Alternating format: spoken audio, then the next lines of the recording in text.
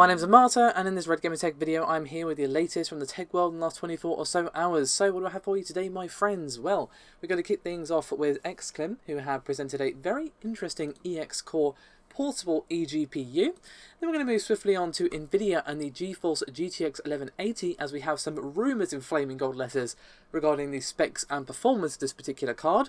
Then we're going to move on to AMD, who have, after some ambiguity with what was happening with their cards with some AIBs, have posted a blog post which clears things up significantly. Then we're going to move on to some less brilliant news regarding anyone who happens to, well, still play Minecraft, which I'm sure is a lot of you. And then we're going to end things out with Ajit Pai's former broadband advisor being arrested on fraud charges. So as I said, we're going to kick things off with Exklim. So basically they have announced eXcore, which is the world's first portable eGPU that will basically turn a laptop or desktop into a gaming rig.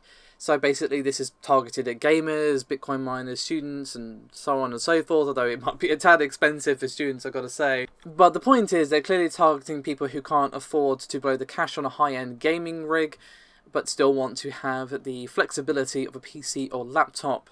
So, I hear you ask, what's inside it? Well, it's going to be a GeForce GTX 1050 factory OC at 1680MHz and GDDR5 VRAM. And the actual case is going to have 2 times Intel Thunderbolt 3 ports, 1 times HDMI, as well as a USB-C DC in port, which is obviously going to be used to actually power the thing.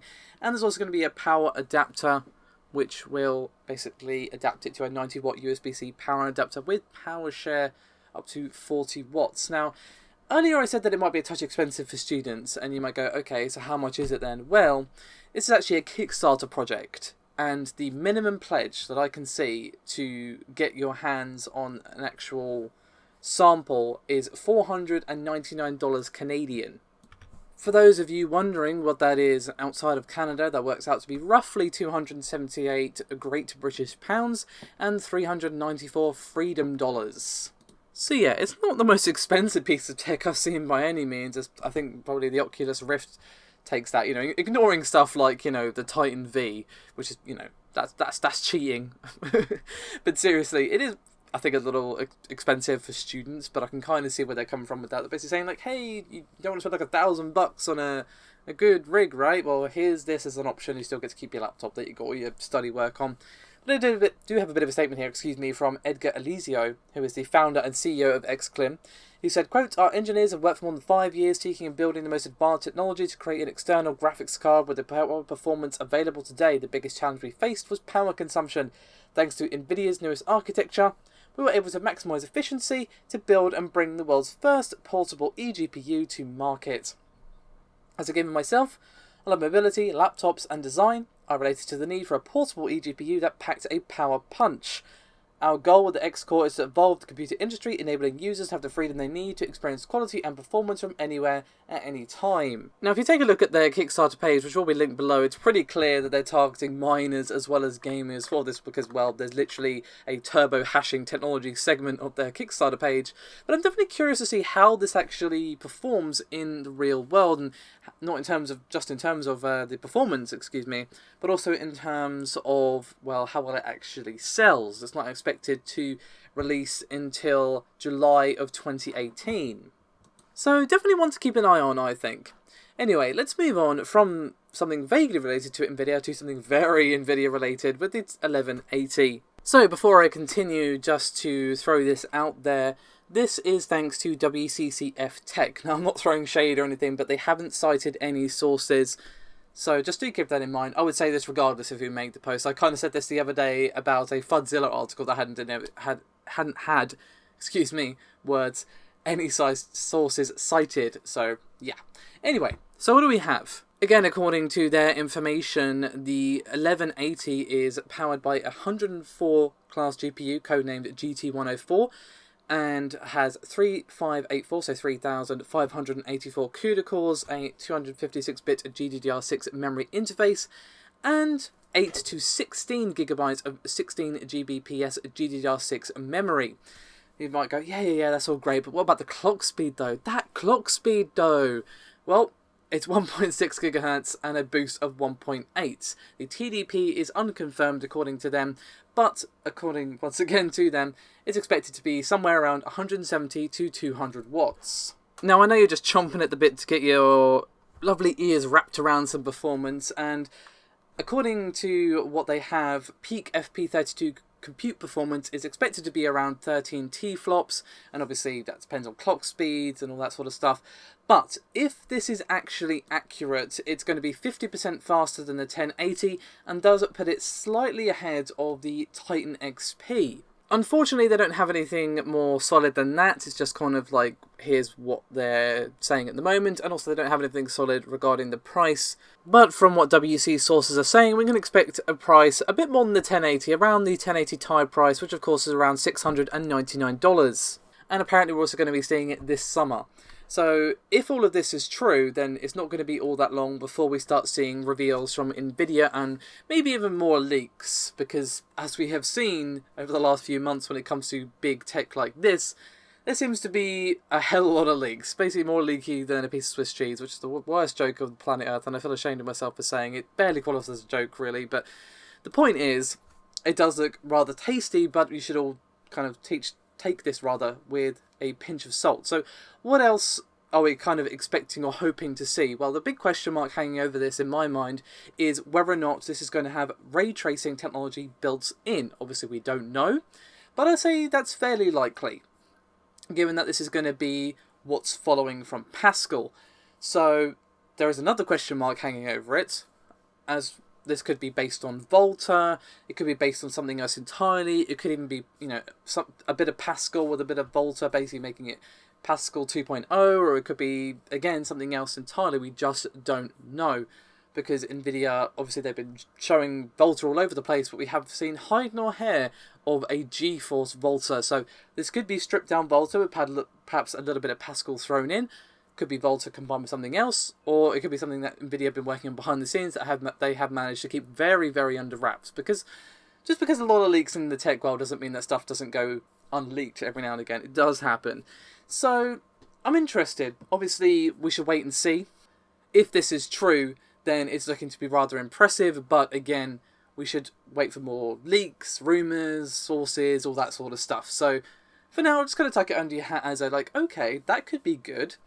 Anyway, let's move on to AMD. So as I said in the introduction to this video, there has been a little bit of ambiguity as to what's happening with AMD's cards with some AIBs, but now we have a little bit of a statement from AMD, as they have posted a blog post regarding this, as well as a video, which will be on screen. And there's a quote saying, quote, "Our proud pastime of PC gaming has been built on the idea of freedom to choose how to play the game, what to do, and when to do it, and specifically what you play it on. PC gaming has a long, proud tradition of choice, whether you build and upgrade your own PCs or order pre-built rigs after you've customized every detail online.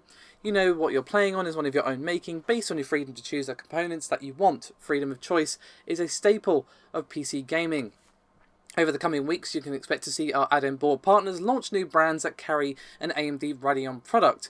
AMD is pledging to reignite this freedom of choice when gamers choose an AMD Radeon RX graphics cards. These brands will share the same values of openness, innovation, and inclusivity that most gamers take to heart. The freedom to tell others in the industry that they won't be boxed into choosing proprietary solutions that come bundled with gamer taxes. Just to enjoy great experiences they should rightfully have access to. The freedom to support a brand that actively works to advance the art and science of PC gaming while expanding its reach." So basically the TLDR of all of that is, yep, we're going to be getting new AIBs, launching new brands that are going to be carrying Radeon products. Now, I've very much given you the cliff notes of their blog post there, but there is much more to it. I am going to leave a link to the blog post in the description below this video if you wish to give the whole thing a read. But let's move swiftly on to Minecraft. So this news comes to us thanks to the folks over at Avast, who are of course, antivirus provider. Now, according to them, roughly 50,000 Minecraft accounts have been infected with, quote, malware designed to reformat hard drives and delete backup data and system programs. So you might ask, okay, how is this actually happening? Well, it's happening in a handful of skins uploaded to the official Minecraft domain and are embedded with a fairly simple PowerShell script that can destroy data. Now, users are also going to receive some fairly basic lol baby's first hacking messages like you are nailed by a new computer, this is a piece of shit, or you have maxed your internet usage for a lifetime. But obviously, the concern is still valid despite those messages. Now obviously, when it comes to Minecraft, 50,000 is kind of like saying 5, because Minecraft is pretty much mandatory to play at this point with how many people still play that game. But the fact that it made it onto the official Minecraft servers is the main concern here. Obviously, the people affected are definitely going to want to get this fixed ASAP if they are able. There's going to be a link in the description below this video as well to the Avast blog, which will give a few details on this. There's a ton of detail on this particular blog post, but they have helpfully provided an image of the known skins. So if you have downloaded the one similar to on screen, I would recommend that you crack out the antivirus right now. So, just a bit of an FYI really. As I said, the main concern is the fact that this made their way onto the official Minecraft servers. However, we're going to move on to our final item now regarding Ajit Pai and his former broadband advisor. So, this is regarding Elizabeth Pearce, who once served as one of the members of the Broadband Deployment Advisory Committee. And now a year after that, she's, well, doing less than rosy, as she's been charged for allegedly forging contracts, to basically con investors out of more than $250 million. Now, according to US Attorney Jeffrey Berman, she basically convinced two investment companies that Quintillion, which is her company, had secured signed contracts from other investors for a high-speed fibre optic network that would generate millions of dollars. And further in Berman's statement, he said, quote, "As it turned out, those sales agreements were worthless because the customers had not signed them. Instead, as alleged, Pearce had forged counterparty signatures on contract after contract. As a result of Pearce's deception, the investment companies were left with a system that is worth far less than Pearce had led them to believe." So basically, she is charged with a single count of wire fraud, but it's not exactly chump change if she does get convicted, as she is facing up to 20 years. Oh dear. Obviously, we'll have to wait and see what happens. The legal system can be rather slow at times, but I'll keep you updated as soon as more information becomes available. Anyway, that is me done for this video. Thank you ever so much for watching. Your support really is appreciated. It honestly does make a huge difference to myself and Paul, so thanks again for watching. Let me know your thoughts in the comments, guys. I'll see you next time.